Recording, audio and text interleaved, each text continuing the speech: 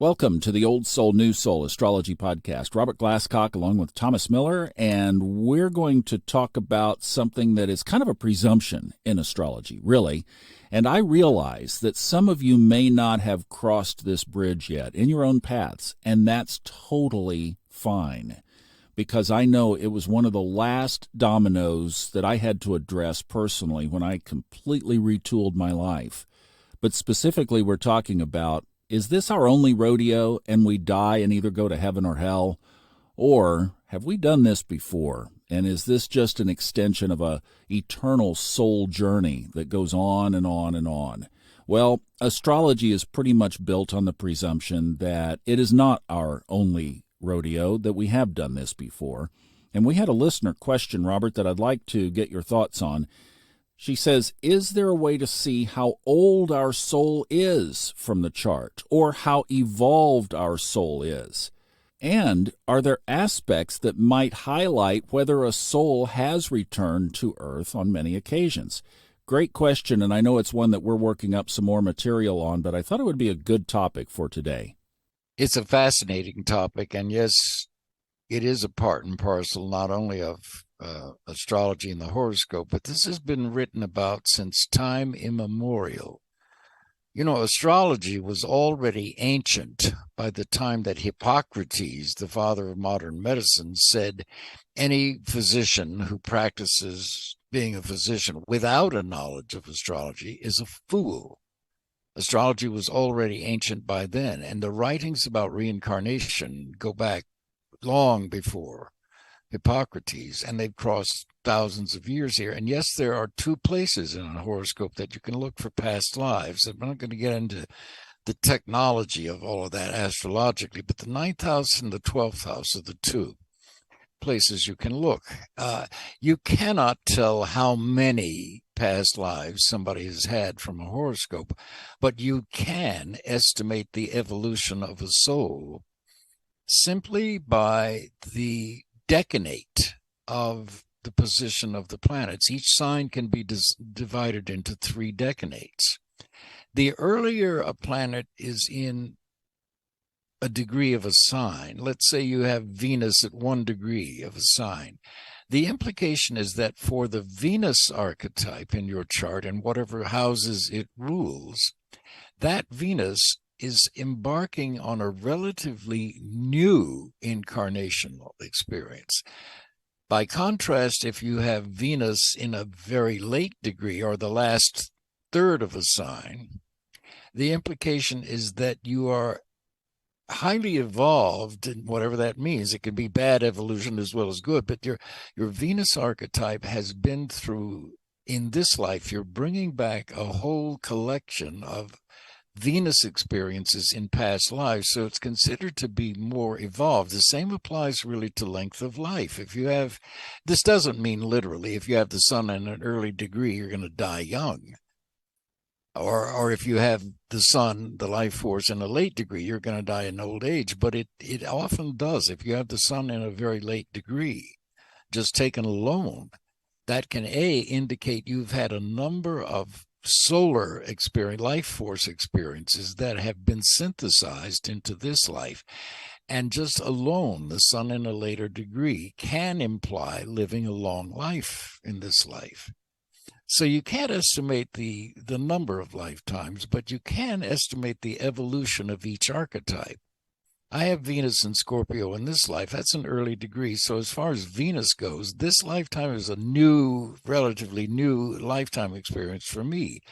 If you have a planet in, say, from 20 to 30 degrees, that archetype is relatively old, an old soul experience. And the implication there is that the old soul planets say in between 20 and 30 degrees of a sign, you've accumulated lifetimes of experience involving that archetype that you now bring forth in this life, and you're mature, relatively speaking, mature incarnationally speaking, with regard to the planets that are in later degrees. Does that make any sense?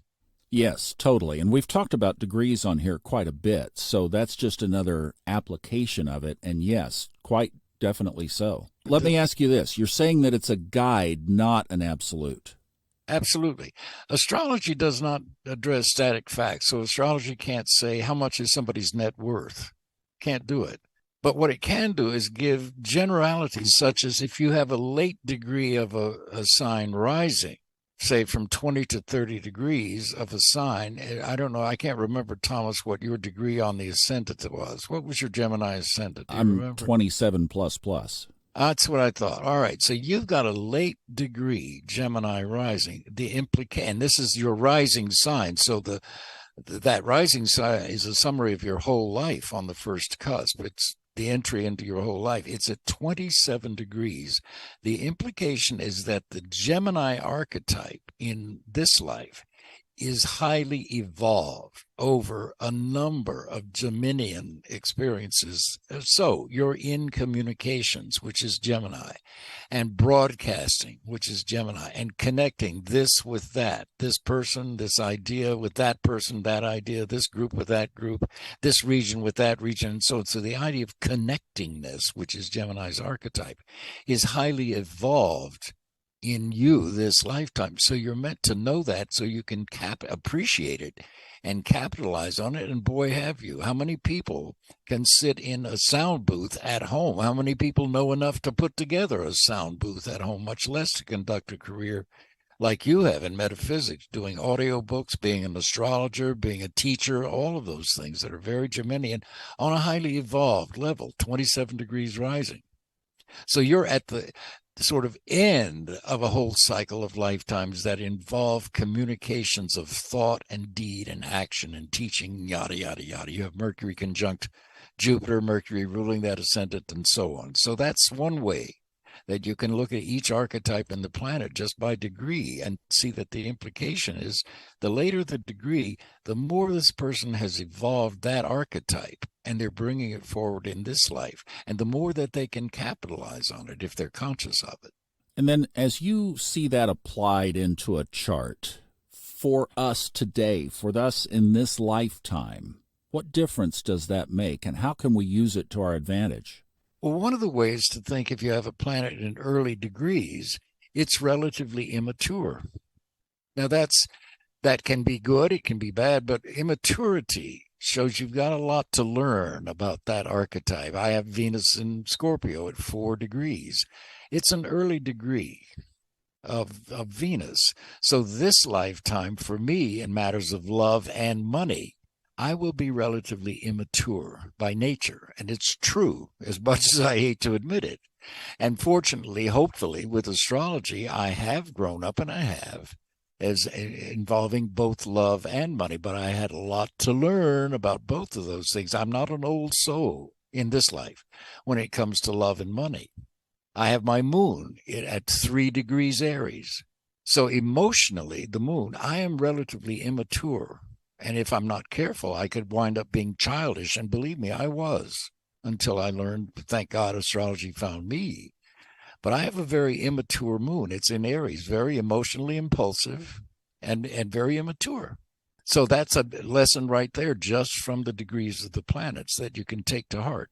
What about the decanates? How does that fit in? So you divide this into third, 10 degrees, 10 degrees, 10 degrees. And I'm just thinking about in your chart, for example, Saturn, which is your chart ruler, is at 10 degrees of Cancer. So there it is, right at the end of the first decanate, beginning of the second, third sections of our lives, I guess, in a sense.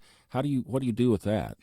The decanates are fascinating to study. Each sign has 30 degrees. You can divide that by 10 and get 3 decanates. The first 10 decanates of any sign are ruled by the sign itself. The second 10 degrees of a sign are ruled by the next sign around in the zodiac of the same element. So you were right. I have Saturn at 10 degrees 0 minutes of Cancer. So it's technically in the second decanate of Cancer, which is then sub-ruled by the next water sign after Cancer, which is Scorpio. The third decanate of Cancer is ruled from 20 to 30 degrees of Cancer. That is sub-ruled by Pisces. And you can take those sub-rulerships and add them to your interpretation, and also the planet that rules them. So my Saturn, as you mentioned, at 10 degrees Cancer, is sub-ruled by Scorpio, which itself is ruled, Scorpio, by Mars and Pluto. So my Saturn in Cancer has a scorpionic subtext and is sub-ruled by both Mars and Pluto. And how does that play into the evolutionary journey?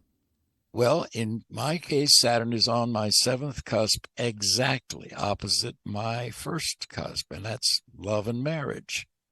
So the obsessive-compulsive qualities of the Scorpio sub-rulership means in love and marriage, I am obsessive-compulsive, and very much either or. And earlier in my life, I really, really, really wanted to be in a partnership and be married and have children. After I had tried this twice, not legally married, but the same thing for 2 different relationships, I finally realized the truth about me is no, I am more interested and involved, obsessively compulsively, if you will, with my work. And my work is very much 7th house. It's consulting other people, this in my case through astrology. But that's where my obsessive compulsiveness has manifest in a constructive way. Excellent. Well, these are great applications, and I think that certainly would give our listeners some things to think about in her own chart. So thank you for that great information. And if you'd like to submit a question to Robert, we have SpeakPipe. You can do it a couple of different ways. Funastrology.com is the best way. There's an audio thing up in the upper left. That's orange. And then there's a round button down in the lower right. That's text. So you can do voice, orange, button, text, and pick which way you'd like to communicate, like this listener did today.